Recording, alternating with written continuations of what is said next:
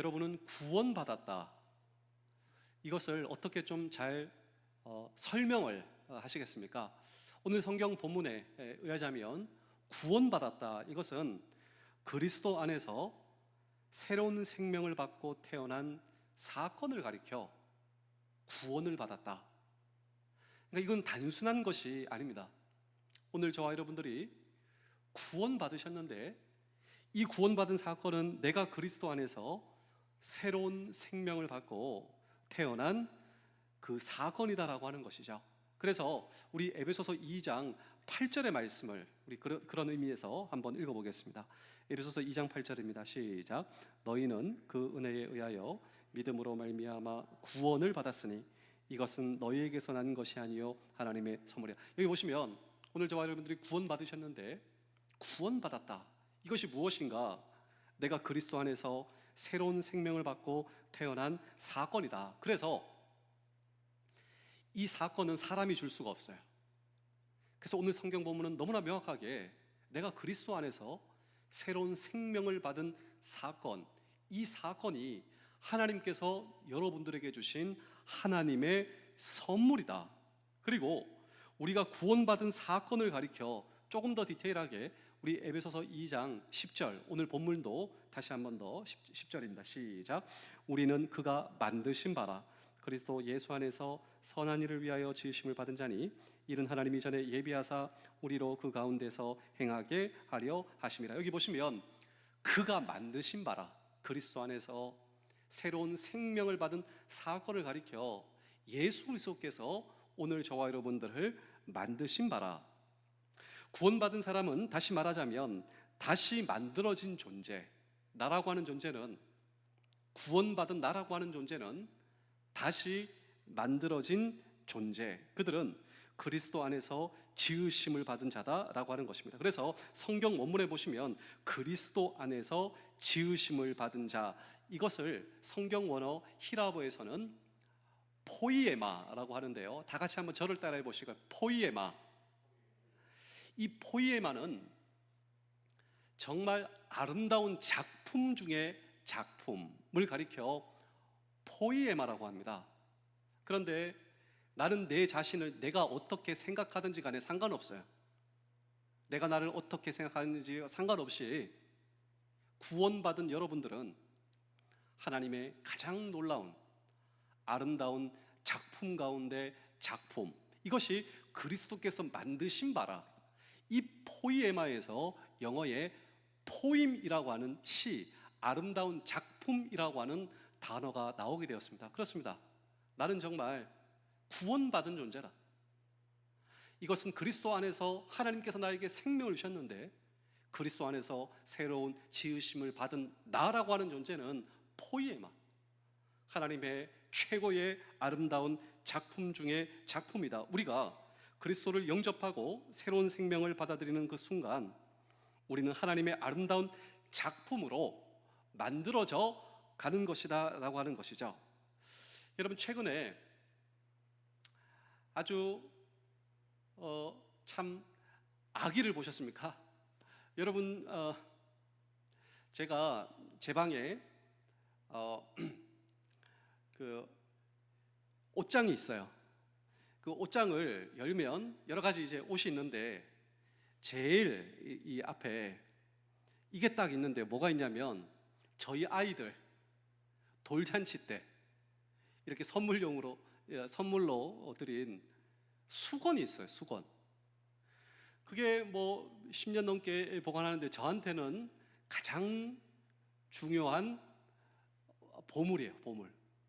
왜냐하면 그 아이들의 그 생일과 돌잔치 몇 월 며칠 또 누구 이름 이렇게 적혀 있는 게 그게 빛이 바래도 가장 소중하고, 그리고 아이들이 태어났을 때 어렸을 때 늘 그 모습이 제 가슴 속에 있다라고 하는 것입니다. 그런데 우리 아이들 한번 생각해 보실까요? 우리 아이들 육체적으로 이 세상에 하나님께서 우리 가정에게 주신 그 하나님의 선물, 그 아이의 모습이 생생하시죠? 부모가 되니까 알겠어요. 내 아이, 세상에 태어난 내 아이 생생하죠? 육체적으로 태어난 아기. 이 아이는 완벽한 인간입니다. 생명을 받고 태어난 아기. 그런데 이 아기 앞에는 자라나야 하는 성숙의 과제가 놓여 있어요. 완벽한 인간이지만 그 아이가 지금 이렇게 자랐단 말이죠. 하나님께 감사하고, 어떻게 이런 비전을 가지고 이 아이가 이렇게 자랄 수 있을까? 또 이 아이가 얼마만큼 성장할 수 있을까? 이런 부모의 기대만큼 오늘 저와 여러분도 마찬가지입니다. 우리는 구원받았다. 우리가 새 생명을 받고 그리스도께서 저와 여러분들을 지어주신 완벽한 하나님의 구원받은 작품이다. 그런데 저와 여러분도 숙제가 있어요. 무슨 숙제가 있냐면 우리가 자라가야 한다. 이것이 바로 오늘 성경 본문입니다. 우리는 완벽하게 하나님의 사람으로서 구원받은 존재이지만 우리 아이들처럼 자라가야 하는 성숙의 과제가 있듯 저와 여러분도 하나님의 사람으로서 자라가야 하는 그 성숙의 과제가 있다라고 하는 것입니다. 그런데 이것을 가리켜 오늘 성경에서는 뭔지 아십니까? 저와 여러분들로 하여금 자라가야 한다. 어떻게 자라가야 하는가? 우리 에베소서 2장 10절의 말씀을 다시 한번 더 읽어보겠습니다. 시작. 우리는 그가 만드신 바라 그리스도 예수 안에서 선한 일을 위하여 지으심을 받으니, 여기 딱 보겠습니다. 저와 여러분들이 자라가야 하는데 무엇을 위해서 자라가야 한다고요? 오늘 성경은 선한 일을 위해서 선한 행동을 하는 것이다 라고 하는 것이죠. 여러분, 흥미로운 사실은 우리는 우리의 행위로 하나님 앞에 결코 설 수가 없다라고 하는 사실이에요. 왜냐하면 구원은 행위로 얻어질 수 있는 것이 아니다라고 하는 것이죠. 구원은 다만 하나님의 은혜로, 선물로, 믿음으로 구원을 받을 수 있지만, 그런데 구원받은 사람들에게는 이 선한 일과 선행이 새로운 목표가 될 수 있어야 한다라고 하는 것입니다. 그래서 에베소서 2장 10절을 다시 보시면요, 선한 일을 위하여 지으심을 받았다. 믿음으로 구원받은 사람들, 그들은 이제 하나님의 도우심을 통하여 하나님을 기쁘시게 하는 삶 가운데 나아갈 수가 있어야 한다라고 하는 것입니다. 하나님은 우리를 선한 일을 하게 하시려고 오늘 저와 여러분들을 만드셨다. 하나님이 기뻐하시는 일을 저와 여러분들로 하여금 하기 위해서 우리를 만드셨다라고 하는 것입니다. 하나님이 우리에게 기대하신 목표, 그것은 바로 선한 일을 통해서 주님을 기쁘시게 하는 삶일 수가 있어야 한다. 이것이 바로 성숙의 과제다라고 하는 것이죠. 사도 베드로는 우리가 이렇게 하나님의 사랑을 체험하고 구원의 체험의 사건에 대해서 주의 인자하심을 맛보았다. 우리 베드로전서 2장 3절의 말씀도 함께 읽겠습니다. 시작. 너희가 주의 인자하심을 맛보았으면 그리라리라. 자, 여기 보시면 주의 인자하심을 맛본 사건을 가리켜 구원의 체험의 사건, 이것이 바로 주의 인자하심을 맛보았다. 이 구원받은 것을 다른 말로 표현하자면 그 사랑을 체험한 것, 하나님의 인자를 저와 여러분들이 체험한 것이다. 그런데 이 하나님의 사랑을 체험한 사람들의 과제가 무엇인가? 이것에 우리를 사용하신다는 거예요. 저도 궁금합니다.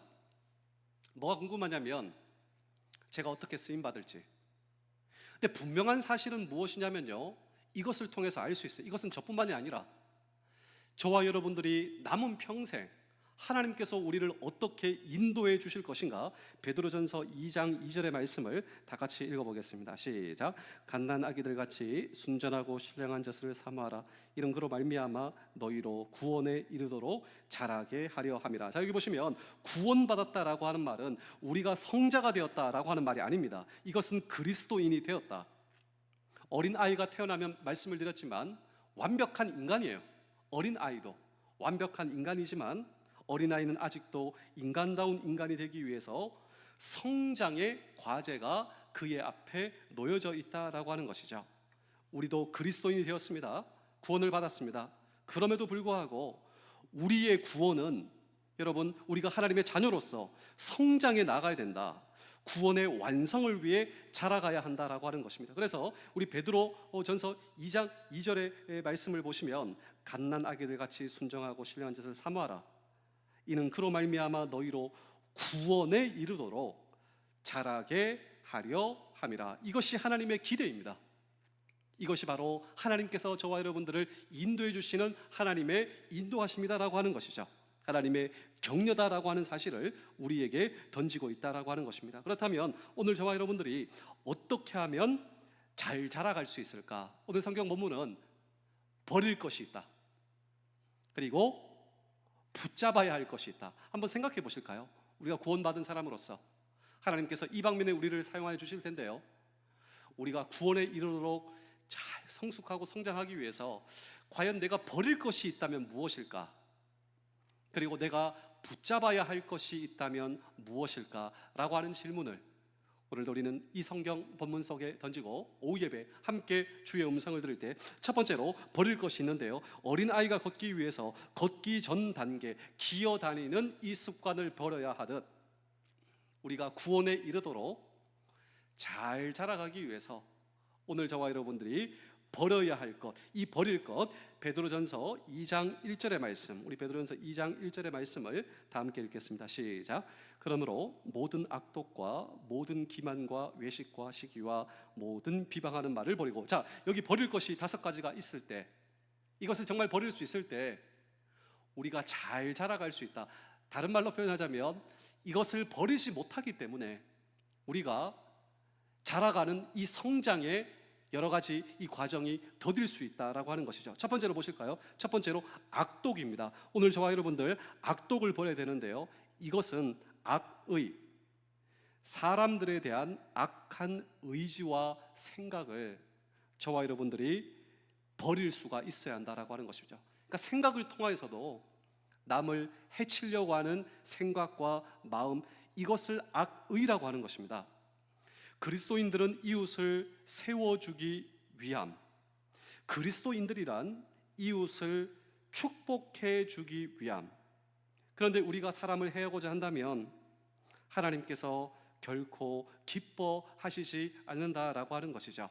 그래서 하나님께서 저와 여러분들로 하여금 구원해 주신 이유는 선한 일에, 나는 앞으로 내 남은 평생 어떻게 쓰임받을 것인가, 그렇습니다.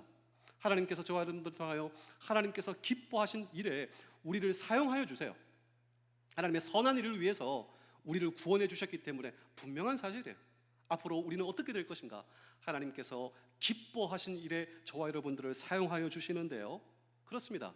이 하나님께서 기뻐하시는 일, 이 일은 어디서부터 시작되는가? 그렇습니다. 그것은 바로 선의, 우리가 악의를 버리고 선행, 선행은 우선 선의에서부터 출발한다. 그렇다면 먼저 우리 안에 악한 악의를 포기해야 하는 것, 이것이 바로 선행의 시작이고, 여기서부터 우리가 자라날 수 있다라고 하는 사실을 저와 여러분 잊지 마십시오. 두 번째로 기만인데요, 이 기만은 쉽게 표현하자면 거짓입니다.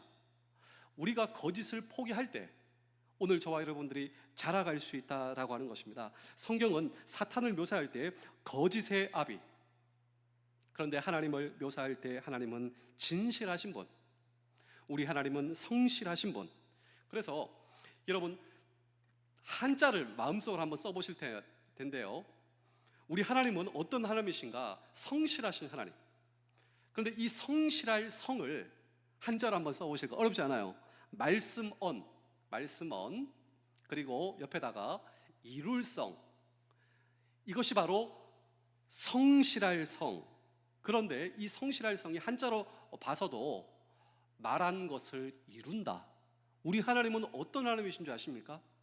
우리에게 주신 약속의 말씀, 이 성경의 말씀, 하나님의 말씀을 이루시는 하나님, 이 하나님이 우리의 성실하신 하나님이시다. 그런데 우리가 거짓을 버릴 때 성실하신 하나님을 닮아가며 오늘 저와 여러분들이 구원에 이르도록 내가 자라갈 수 있다. 첫 번째로 악의를 버리고, 두 번째로 기만을 버릴 때 오늘 저와 여러분들이 자라갈 수 있다라고 하는 것입니다. 세 번째로 외식이 나오는데요, 성경에 보면 외식하지 말라라고 하는 말이 많이 나오는데, 이 외식하지 말라, 이것은 겉과 속이 다른 것을 가리켜 외식하다. 그래서 예수님께서는 외식하는 바리새인들을 향하여 얼마나 많이 책망하셨습니까? 겉과 속이 똑같아야 된다. 겉으로만 꾸미는 사람, 여러분, 주님이 제일 싫어하는 사람이 바로 외식하는 사람.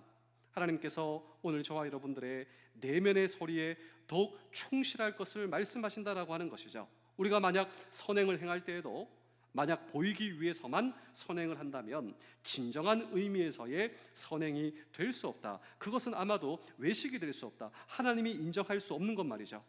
우리의 내면의 동기에 성실할 때 비로소 우리의 영적 성숙은 가능하고 또 우리의 선행이 하나님이 받으실 수 있는 선행이 되는 것. 그렇습니다. 외식을 버릴 때 오늘 저와 여러분들이 자라날 수 있다라고 하는 것입니다. 네 번째로 시기입니다. 시기. 여러분, 우리가 왜 시기하고 질투하는 줄 아십니까? 그것은 바로 비교 의식에서부터 출발한다라고 하는 것이죠. 다른 사람과 나를 비교한다. 그런데 우리가 이것을 극복하려면 시선을 사람에게 고정시키는 것이 아니라 하나님에게 우리의 시선이 머물러 있어야 됩니다. 하나님에게 우리의 시선이 머물러 있는 것, 하나님을 바라보면 우리는 자유로울 수 있다라고 하는 것이죠. 그리고 이러한 시기를 버렸을 때 하나님과의 관계에 있어서 우리가 올바르게 설정할 수 있고 이웃들을 품을 수 있으며 그때 비로소 우리가 행하는 선행들이 온전할 수 있다라고 하는 것입니다. 때때로 우리는 시기와 질투 때문에 선행을 할 수도 있는데요, 그것은 진정한 의미로서의 선행이 아니다. 참된 선행은 예수 그리스도를 믿고 그리고 붙들게 된 새로운 가치, 그 가치 때문에 지배를 받는 그 선행, 이것이 바로 하나님께서 인정하시는 선행. 그리고 이때 비로소 우리가 구원에 이르도록 자라갈 수 있다. 그러므로 시기와 질투를 버려야 우리가 자라갈 수 있다라고 하는 것입니다. 다섯 번째로 이것을 버려야 되는데 비방을 버려야 됩니다. 여러분, 이 비방, 사실 이 그리스도인들은 말로 전도하고 말로 축복하고 말로 사랑을 고백하는 것입니다. 우리가 말로 지금 제가 어제부터 제 마음속에는 기도 제목이 있습니다. 기도 제목이 있는데요, 참 이 모든 삶을 포기하고 싶은 그 우리 부대에 한 분이 있어요. 이분을 놓고 하나님, 정말 이분을 하나님께서 살려주시고 이분을 하나님께서 좀 도와주십시오 라고 하는 기도 제목이에요. 그래서 일단은 제가 이분을 하나님 좀 만나게 해주세요. 또 이분과 좀 관계를 하게 해주세요. 친밀한 관계. 그래서 연락처로 뭘 했냐면요, 제가 기도하는 마음으로 문자를 먼저 썼습니다. 어떻게 내가 이분의 마음을 얻을 수 있고 이분이 삶을 포기하지 않고 삶을 좀 붙들 수 있을까? 정말 이 문자 하나에 온 심혈을 기울여서 어떻게 내가 해야 될 것인가? 그래서 어제 한 오후 5시쯤 그냥 썼다가 지우고 또 썼다가 지우고, 안녕하십니까? 저는 김동호 목사입니다. 그리고 이 뒤에 뭘 붙여야 될 것인가를 고민하는 것이죠. 근데 제가 한번 읽어드릴게요. 왜냐하면 이걸 위해서 기도해 주십시오라고 하는 마음으로요. 안녕하세요, 김동호 목사입니다. 언제든 연락 주시면 힘이 되어 드리겠습니다. 감사합니다. 축복합니다. 이게 몇 시간 동안 기도하며 고민하며 그분께 보낸 메시지입니다. 이제 답장이 안 오겠죠. 큰 기대는 안 했습니다. 왜냐하면 일단은 만나서 얘기도 하고 해야 될 텐데 처음으로 문자를 보냈는데요. 근데 너무나 감사하게 어제 밤 9시 39분에 답장이 왔어요. 정말 도움과 힘을 주시고자 하는 그 말씀에 감사드립니다. 시간 내어 찾아뵙겠습니다. 편한 마음 되십시오. 이게 왔어요. 너무 감사해가지고 오늘 또 제가 아침에 연락 주셔서 감사합니다. 제가 좋아하는 성경 구절이 있습니다. 두려워 말라, 놀라지 말라, 내가 너와 함께 함이니라가 있습니다. 저는 청년교회에 항상 있습니다. 제가 도움을 드릴 수 있습니다. 그리고 기도해 드릴 수 있습니다. 기도는 하나님의 은혜와 기적을 경험하는 방법입니다. 오늘도 제가 당신을 위해 기도해 드리겠습니다. 감사합니다. 축복합니다. 보냈는데요, 또 답장이 왔어요. 그래서 이 답장이 계속 오고 가고, 뭐라고 답장을 주셨냐면요, 감사합니다. 저도 기도하며 하나님의 축복을 기원하겠습니다. 행복한 하루 되시기를 소망드립니다. 감사합니다. 제가 이걸 통하여서 크게 깨달은 바가 있는데요, 무엇을 깨달았냐면, 사실 우리는 그리스도인이지 않습니까? 내가 그리스도인이다, 이것에 특별한 하나님의 축복과 은혜가 있다면 우리는 말로 전도하고, 말로 축복하고, 말로 사랑을 고백하고, 말로 하나님의 말씀을 전파하는 사람이다, 여기에 능력이 있다라고 하는 사실을 제가 알게 되었어요. 하나님의 말씀으로 격려하고 세워주고 위로하는, 여기에 하나님께서 도와주신다. 근데 문제가 무엇인가? 우리의 말이 이웃들을 헐기 시작할 때 우리의 언어는 축복의 도구가 아니라 파괴의 도구가 될 수 있다. 오늘 성경은 놀랍지 않습니까? 비방을 버릴 때 우리가 자라날 수 있다. 그래서 성경은 매우 경계하고 있는데, 우리 야고보서 3장 10절의 말씀을 다 같이 한번 읽어보겠습니다. 야고보서 3장 10절입니다. 시작. 하늘에서 찬송과 저주가 나오는도다. 내 형제들아, 이것이 마땅하지 아니하니라. 자, 오늘 저와 여러분들의 입술이 생명의 입술이 되기를 원하십니까? 오늘 성경은 이것을 버려야 우리가 자라날 수 있다고, 이웃을 허는 말을 포기해야 그때 비로소 우리의 언어는 축복의 도가 되고 우리의 입은 생명의 샘이 될 수 있다. 그러므로 우리가 영적으로 성숙하려면, 자라가려면 버릴 줄 알아야 하는데, 5가지 무엇입니까? 악독, 악한 생각을 버려야 자라날 수 있고, 기만, 이 거짓을 버려야 자라날 수 있고, 외식, 겉과 속이 달라서는 안 된다. 하나님께서 다 보신다. 하나님께서 다 보신다. 겉과 속이 달라서는 안 된다. 시기를 버려야 한다. 비교의식이 아니라 하나님께서 우리에게 창조의식, 나는 하나님의 포이에마다, 이것을 버려야 한다. 그리고 비방을 버릴 때 오늘 저와 여러분들이 자라날 수 있다라고 하는 것입니다. 한 걸음 더 나아가 버릴 것 버리고 붙들 것 붙들 때 우리는 자라날 수가 있는데, 뭘 붙들어야 되는가? 한마디로 말하자면 순전하고 신령한 젖이다. 우리 베드로전서 2장 2절의 말씀을 다 같이 읽겠습니다. 시작. 갓난 아기들 같이 순전하고 신령한 젖을 삼아라. 이는 그로 말미암아 너희로 구원에 이르도록 자라게 하려 함이라. 자, 여기 보시면 순전하고 신령한 젖이 나오는데요, 이게 무엇이냐면 하나님의 말씀이에요.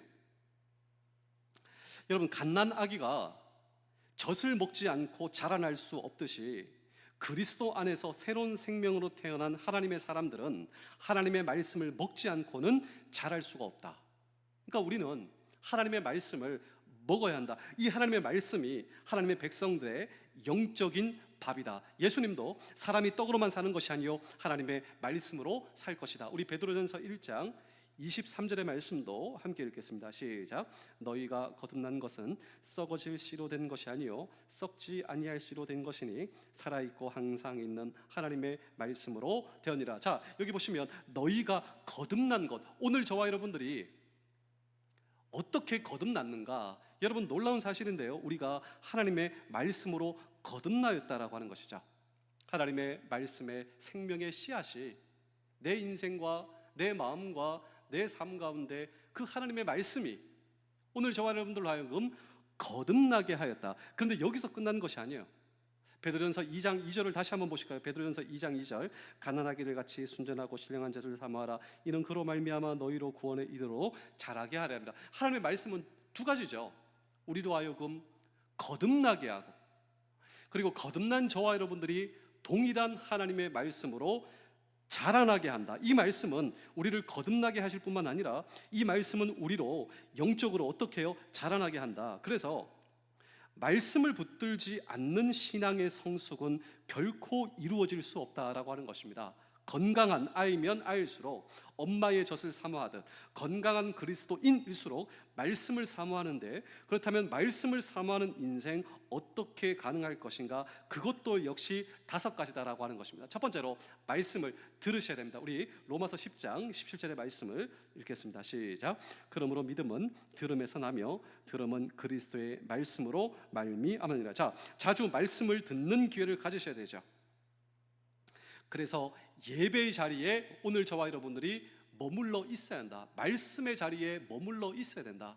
그래서 제가 자주 드리는 말씀 가운데요, 한번 거리를 재봤으면 좋겠습니다. 나와 하나님과의 거리, 나는 정말 하나님과 거리가 멀어졌는가? 나는 하나님과의 거리가 어떠한가? 또 보통 이러신 분들이 많죠. 내가 예전에 뜨거웠는데, 내가 그 신앙을 회복해야 되는데. 그렇다면 그 거리를 어떻게 될 수 있는가? 그렇습니다. 하나님과 나와의 거리는 나와 말씀과의 거리다라고 하는 것입니다. 정말 여러분, 내가 말씀을 소중하게 여기고 있는가? 그 말씀이 내 인생의 나침판이 되어 그 말씀 앞에 순종하며 내 삶을 조명하고 있는가? 내 남편과 내 가족과 그리고 삶의 소중한 사람들이 힘들고 어려울 때, 여보, 포기하시면 안 돼요. 하나님이 살아계시고 내가 당신을 위해 기도하고 있고, 하나님께서 말씀을 통하여 우리 가정에게 이런 약속을 주셨잖아요. 여보, 우리 다시 말씀을 붙들어야 돼요. 그렇습니다. 말씀을 소중하게 여기면 말씀의 주인이신 하나님께서 오늘 저와 여러분들을 소중하게 여겨주시고 붙들어 주신다. 그러므로 말씀의 자리에 머물러 있어야 오늘 저와 여러분들이 구원에 이르도록 내가 자라갈 수 있고, 버릴 것은 버리고 오늘 저와 여러분들이 붙드실 것은 붙드셔야 된다. 말씀을 들으셔야 한다라고 하는 것입니다. 두 번째로 말씀을 읽어야 하는데요. 우리 계시록 1장 3절의 말씀을 다 같이 읽겠습니다. 시작. 이 예언의 말씀을 읽는 자와 듣는 자와 그 가운데 기록한 것을 지키는 자는 복이 있나니 때가 가까웁니다. 자, 말씀을 읽어야 되는데 가능하면 규칙적으로 말씀을 읽으라라고 하는 것입니다. 말씀을 읽는 것이 바로 말씀을 먹는 것이고, 먹는 습관 중에 가장 중요한 습관이 있다면 골고루 읽는 것. 성경을 읽다가 잘 모르겠다. 여러분, 사실 저도 그런 경험을 할 때가 많았습니다. 그런데 성경을 읽다가 잘 모르겠다고 생각이 되시거든 억지로 씹으려고 하지 마시고, 성경을 읽다가 어려우면 그냥 지나가는 거예요.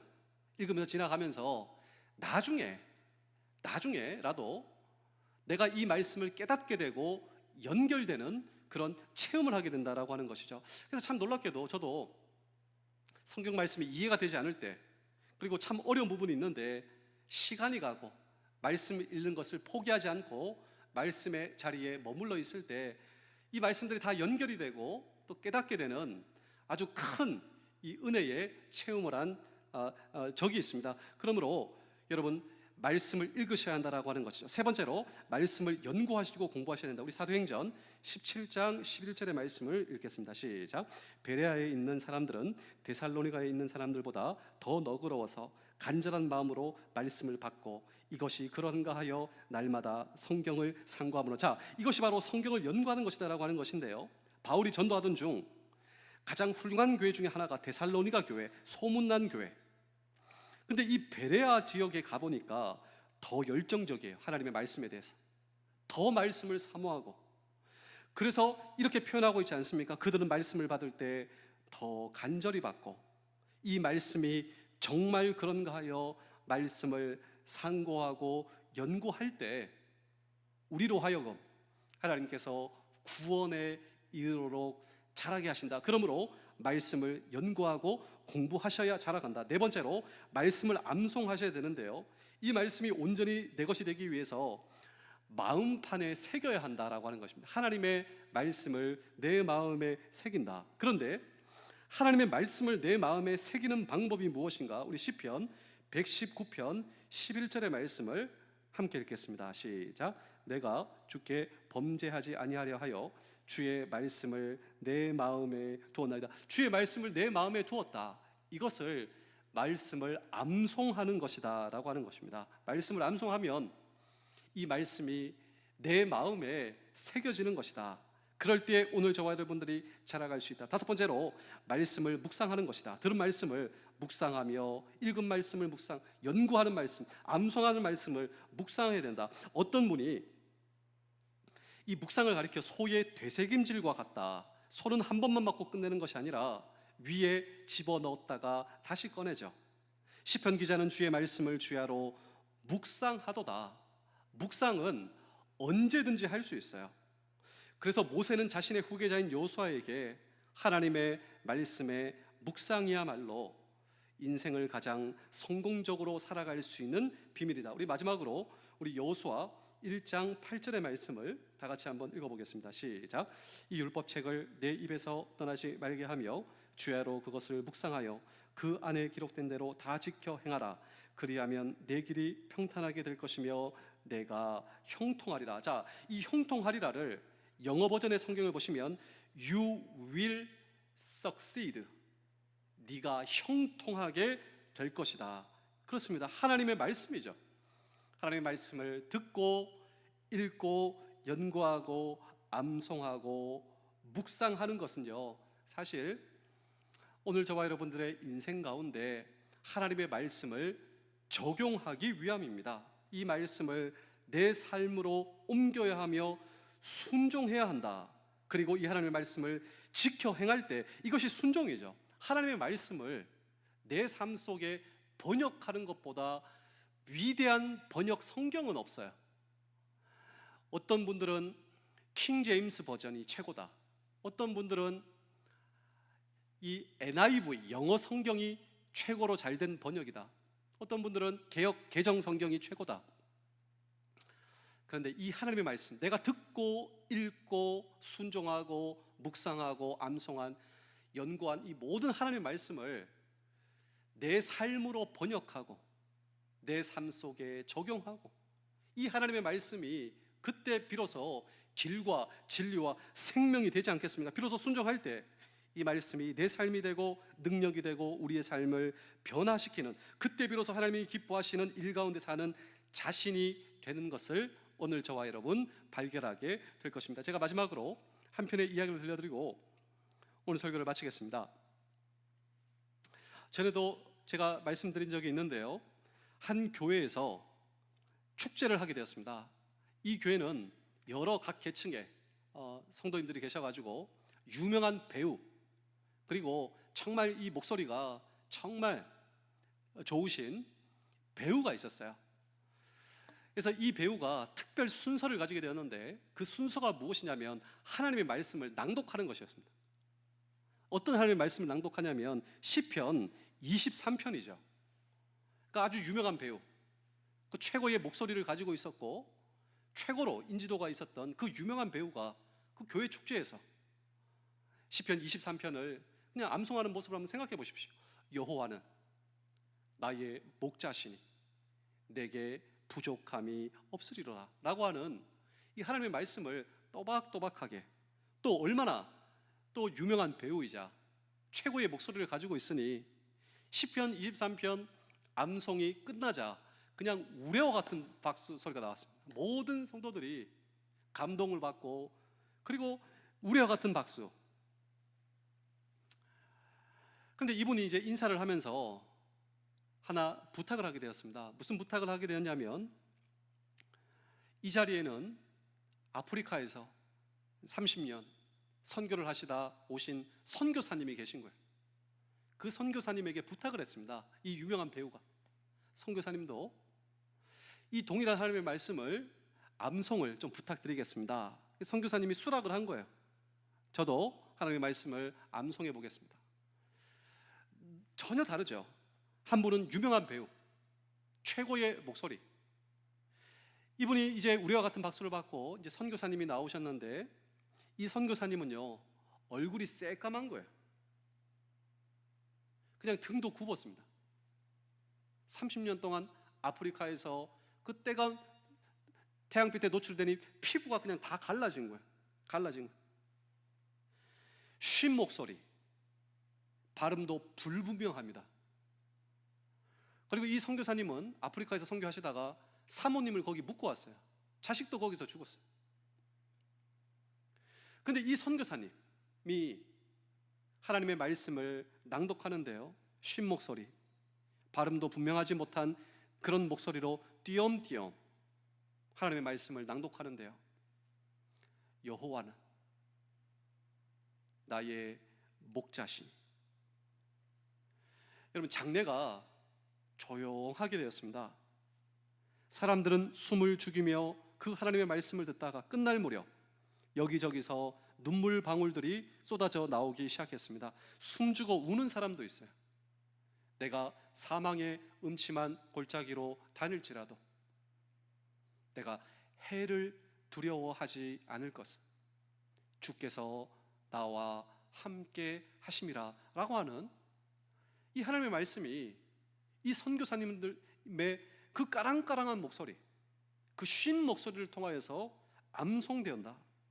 여기저기서 사람들은 눈물을 짓고 숨죽여 우는 사람이 있었는데, 여러분, 무슨 차이가 있을까? 낭낭한 목소리로 읽을 때와 다른 그 감동의 의미는 무엇일까? 평생 이 말씀을 붙들고 살며 전하며 평생을 보낸 이분이 시편 23편을 읽을 때 사람들은 단순히 말씀을 들은 것이 아니라 말씀의 주인이신 하나님을 만났다라고 하는 거예요. 말씀의 주인이신 하나님을 사람들은 하나님의 말씀을 통해 만나고, 이 말씀을 붙들고 산 한 사람의 일생을 거기서 만나고 있었다라고 하는 것입니다. 이것이 바로 말씀의 능력이요. 저와 여러분들의 인생도요, 여러분, 내 인생이 하나님을 만났다라고 하는 것은 내 인생이 하나님의 말씀을 만나게 되었다라고 하는 거예요. 그 하나님의 말씀이 결코 평범하지 않는 내 인생 가운데서도 여호와는 나의 목자시니, 여러분 다 마찬가지십니다. 이 자리에 평범한 인생을 사신 분들이 어디에 있으실까? 오늘 저와 여러분 모두가 내 인생을 붙잡고 하나님의 말씀을 낭독하는 것이죠. 여호와는 나의 목자시니 내게 부족함이 없으리로다. 내가 사망의 음침한 골짜기로 다닐지라도 해를 두려워하지 않을 것은 주께서 나와 함께 하심이라. 오늘 저와 여러분들의 인생을 통하여 하나님의 말씀이 적용되고 선포되고 낭독하는 저와 여러분들의 인생에도 역시 말씀이 소망이다. 우리가 버릴 것은 버리고 붙잡은 것을 붙잡을 때 구원에 이르도록 자라가게 하시며 하나님께서 기뻐하신 길에 저와 여러분들의 남은 평생을 사용하시는 하나님의 인도하심, 그렇습니다. 이 말씀을 붙들고 내 평생 말씀의 주인이신 하나님을 높여드리며 그분이 기뻐하시는 인생 속으로 걸어 들어가는 이 인생이 우리 모두의 축복된 인생 되실 수 있기를 주의 이름으로 축복합니다. 기도하시겠습니다. 말씀과의 거리는 하나님과 나의 거리입니다. 최근에 말씀을 읽으며 거기서 하나님의 음성을 듣고 하나님을 만나셨습니까?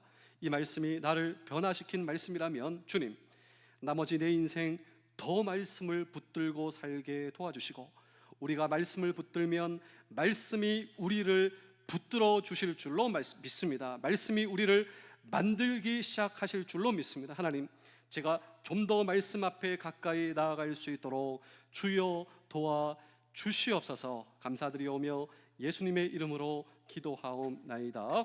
아멘.